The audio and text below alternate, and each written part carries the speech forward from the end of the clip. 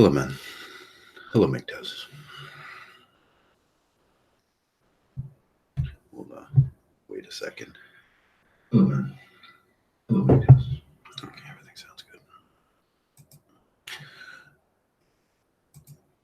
good. Okay, I'll try to make this short. This is just sort of an informational video. We've heard a lot in the news lately about the Mississippi governor or senator, whoever it was. That's not really important. That takes the Pence rule, and he uses the Pence rule in probably the best fashion that you can. Sometimes we make mistakes, and when we argue these points, we make mistakes. But I wanted to show you how these things really work out in life. And we're talking about Larison Campbell. Larison Campbell was the reporter that did this article, and then it was picked up by another reporter at CNN. CNN actually picked up the article about the Pence rule and this guy from Mississippi. But in no condition that exists in this universe that this just happened in a vacuum. You have to understand that these things have rules, and rules are tense rules, verb rules. These things, one thing happened, one thing predated the other thing.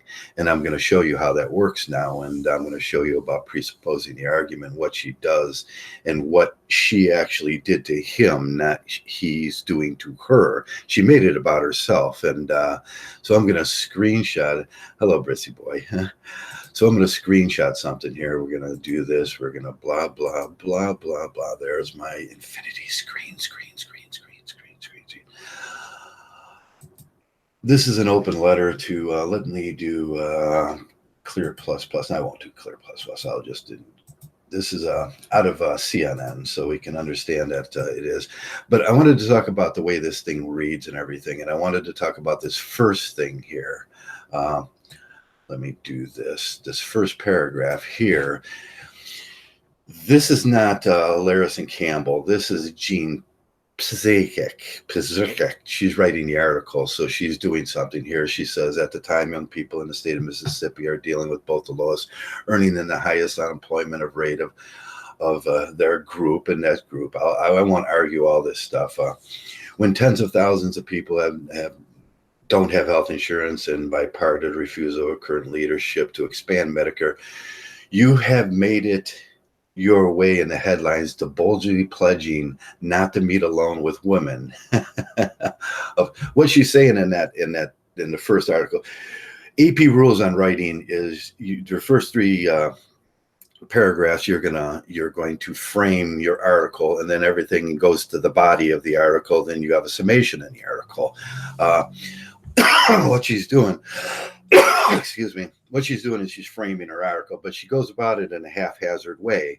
She says, in a time where Mississippi is dealing with all these things, blah, blah, blah, 1, 2, and 3. What she says here is, I digress to. And I digress to the pledge about not meeting alone with women. And what she's talking about is this woman up here in the corner, Larison Campbell, and she's talking about the incidences with Larison Campbell. And she goes down and she goes, probably anytime soon, blah, blah, blah, proclamation. She does this funny thing with the writing where she digresses to these things, and it's not in order. It's not in verb tense. It's not in proper verb tense. But she gets around to saying delicately what she wants to say. And she goes into blah, blah, blah. There's no Billy Graham rule. Now, remember that Billy Graham rule. It's not the Pence rule. It's the Billy Graham rule in the Victorian age of self-control, but blah, blah, blah. And then she brings up the me too. She's digressing to me too. So in the first three paragraphs here, she says something in the last paragraph that she should have said first. So you understand that you're having present will really help your controls and unbridled masculine urges. So she frames her paragraph. When you frame your paragraphs, when you're doing AP writing, you're leaving the last thing. You want to leave an impression in the first three paragraphs. So the last thing you say in the paragraph is the things that are most important to you, because you want to leave an impression on the reader's mind. So in the first 3 paragraphs, you frame it. You frame your argument. And then you leave an impression in the last paragraph, a strong impression that you want understood. And in this unbridled masculinity and the Me Too movement, that's what this is about. Unbridled masculinity and the Me Too movement. And that's what it was always about. Now you can imagine, let's go back. I won't do this the way I thought I was going to do it in a certain order, but I wanted to talk to you about something first. So I'm going to come back to the page and stop sharing for a second so we can talk about this. And these things happen, like I said, time tense happens. When Larison Campbell, she made a phone call to the senator, and things start to interact then. And with the Mgtow, we have don't ask, don't tell rules, or Pence rules, or whatever it is. If you ask me about these things, I refuse to talk about these. I always say, Mgtow is simply about, it's not about what I am.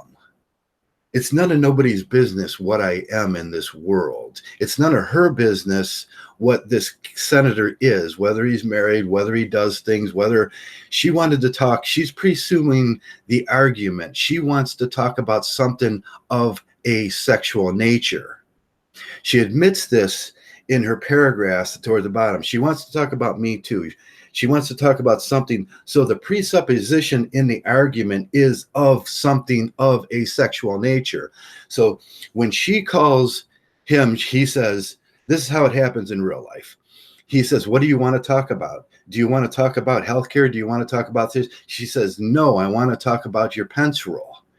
And he says, I can't talk about the Pence rule because in itself, I can't talk about things of sexual nature with you, because that means you are trying to get me to talk about things of a sexual nature. In essence, you are sexually harassing me.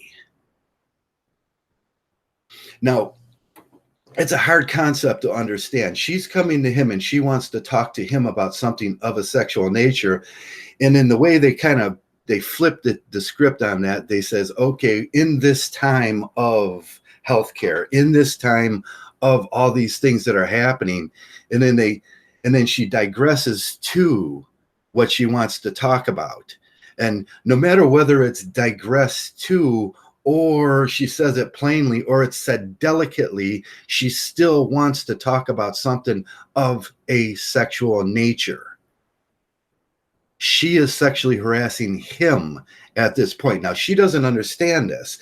Now, let's go back to a screen share and let me show you how she doesn't understand what she's saying to him. She wants to get in a car with him and talk about things of a sexual nature, but she doesn't want to be recorded on this. She doesn't want to have guardianship. She doesn't want to have a chaperone on this because she could digress to a whole lot of things while it's doing it. She needs to be more careful about these things. AP writing is very strict. But in 1986, we went to opinion news. We used to do logic news.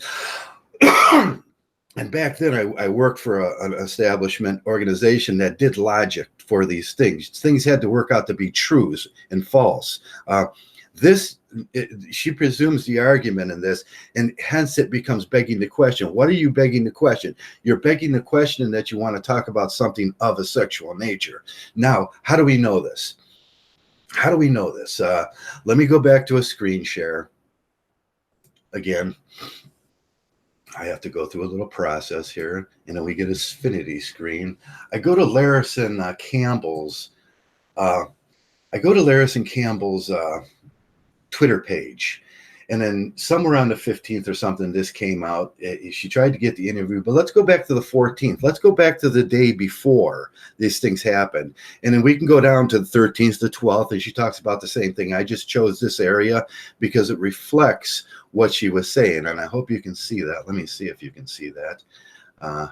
Yeah, you can see that. Larison Campbell. Or random guys threatening to tell my male editor that I've been on NPR saying the Billy Graham rule. Now, remember what I said to you. Remember the Billy Graham rule. Remember what the other author was saying about the Billy Graham rule. when she called, she's admitting to her time tense in this. When she called, we'll go back now. Now that you've seen that, remember the dates on this thing, because dates are important. Telling on yourself is important. She's presuming the argument, and that's important. Let's go back to me and my pretty face here. What she's saying here is she already had framed up the argument days before, and she was trying to get an interview. Now, when you think about how things work out in logic in real life, she called the you don't just walk in and say, I want an interview. You have to call somebody, and these things have order to them. They have tense to them. And what she was doing, she already had the presumption in her mind that she wanted to talk about the Billy Graham rule. And hence, the article before it with the other lady, there's a collusion there. She mentioned the Billy Graham rule, and I said, pay attention to what they say and pay attention to the timetable, whether they digress to or whether the presupposition is, it's still said. And she was saying something of a sexual nature to him. He wanted to keep it about what she was talking about in the other part. I want to keep it about healthcare. I want to keep it about children. I want to keep it about giving people a better life. I want to keep it about business, getting people back to work. But you are coming to me with Me Too, and you are coming to me asking me about this. And this is the Mgtow rule too. The reason I monk is not because I'm not a normal man. It's not because I don't do things that every normal person does. It's simply rule number one. Mgtow, don't ask, don't tell. We don't talk about Mgtow. If you come to me and you ask me any questions about what I'm doing with that, I will tell you to get bent, because you are sexually harassing me at that point. And that's the argument I've had with people in here. I've had it in Mgtow. I've had it out of Mgtow. I've had interviews with big producers around here that as soon as they ask me about that, of anything of a sexual nature, you violate my rule, which is the monk rule. The monk rule says, you don't ask me about these things. You don't come to me. You don't presume that I'm doing things like that, and I won't tell you. And then we'll keep it about things that are important, like this senator was saying. He wanted to keep it about things that are important.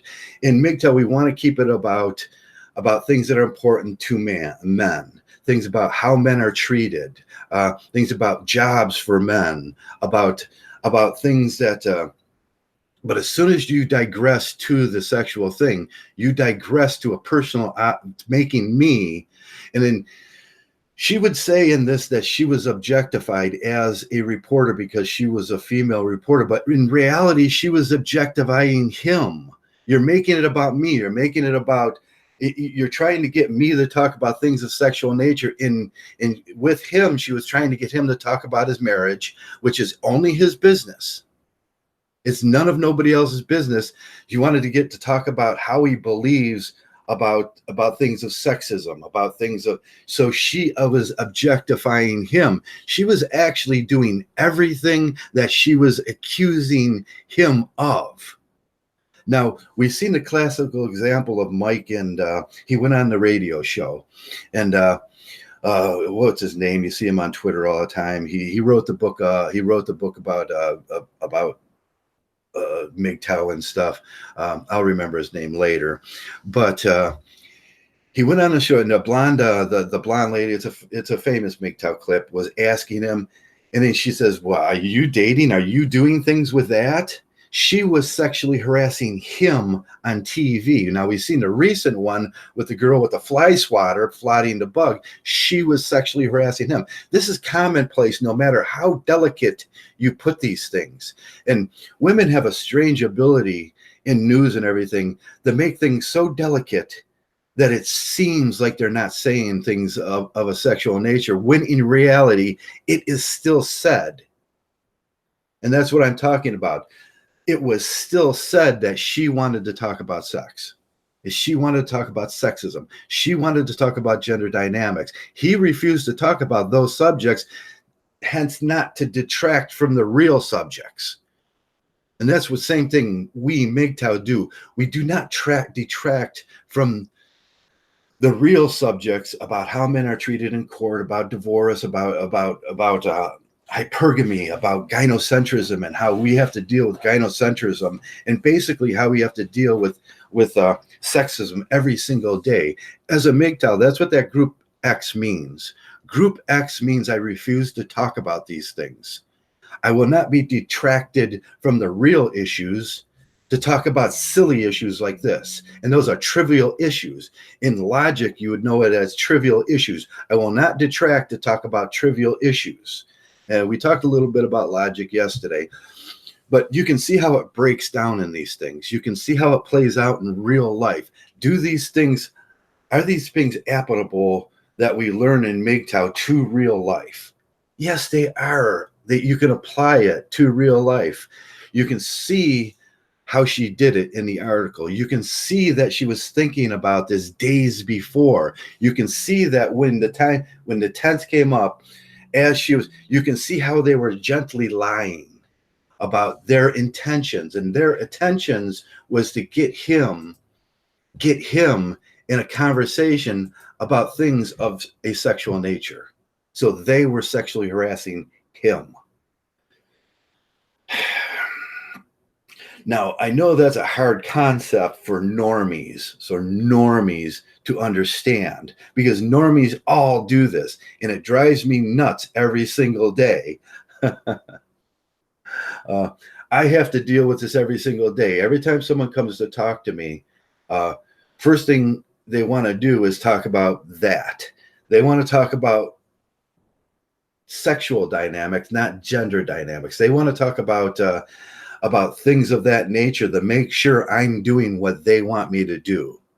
And I'm not going to do that. And Mgtows don't do that. That's why we digress to monk.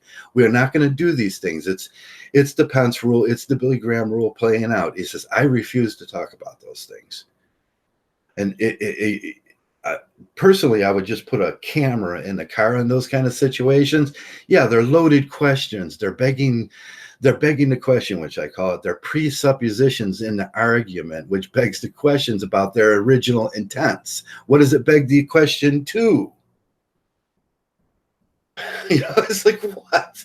And it has a lot to do with opinion news, and this is opinion news, and it doesn't have to be logically correct. It doesn't have to run the trues and false, says the United States Supreme Court. You can have your opinion about things, but if your opinion is wrong, we have the right to dissect your opinion and show that you're wrong. That's what this is about. I have the right to dissect that opinion, and I have the right to make a big deal about them being wrong on this thing. If I can prove it, and yes, I can prove it. I can prove the logic didn't work out in the tense form. I can prove, which I did, that days before that she was talking about this. The girl that wrote the article after, they're not the same people. You have to remember that point, that the girl that wrote the argument she was in collusion with her at CNN to present this in a way that violated time tense. They lied.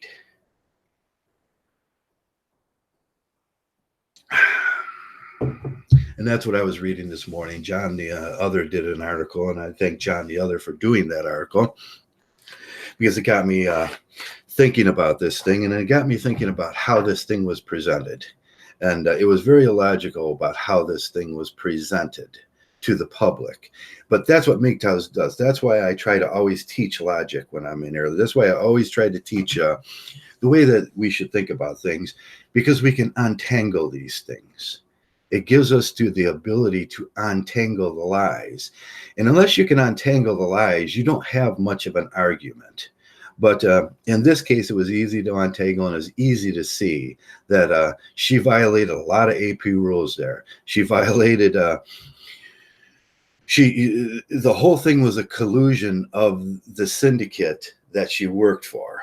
And when I say syndicate, I don't take that lightly. I really mean it's a syndicate of hit people that want to want to bring me to the everybody and use it as a hit piece.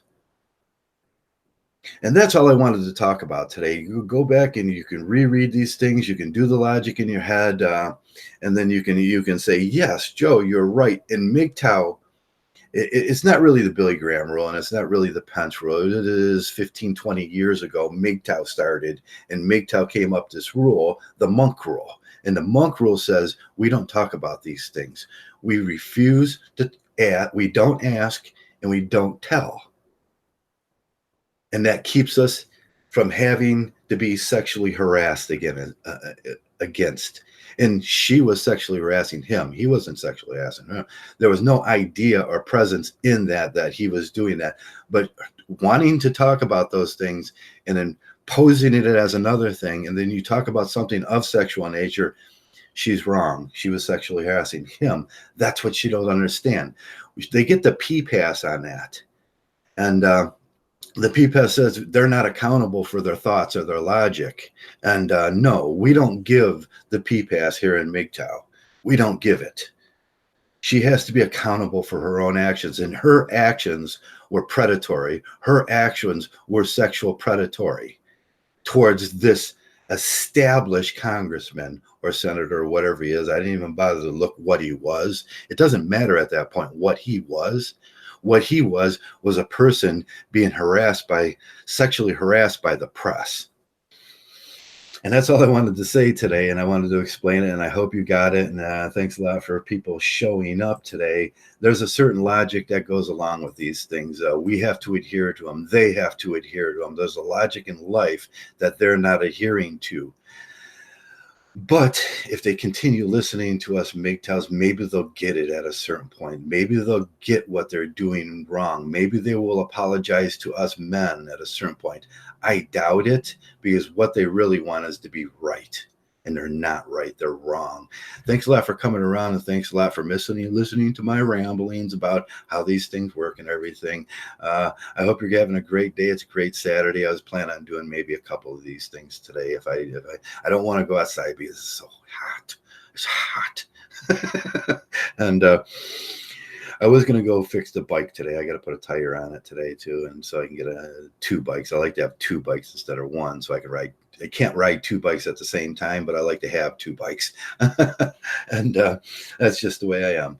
So I wanted to go fix one and put a new tire on it and do that. But man, I'm going to start sweating out there, and it's going to be an awful, awful, awful thing. So I hope you're all having a cool day. I hope the air conditioning is on, or you got a fan blowing on. You got a fuzzy drink in front of you with an umbrella on it, and everything's going great. Think about the logic of this. Go back and look at the article, and then think about how it unfolded, and think about how it unfolded in real life. That's what I'm asking. In real life, does this make sense to you in real life? That's what logic is about. That's what philosophy is about. Untangling things, how they happen in real life, and what they really mean. And that's all I got to say. You guys take care and have a great day.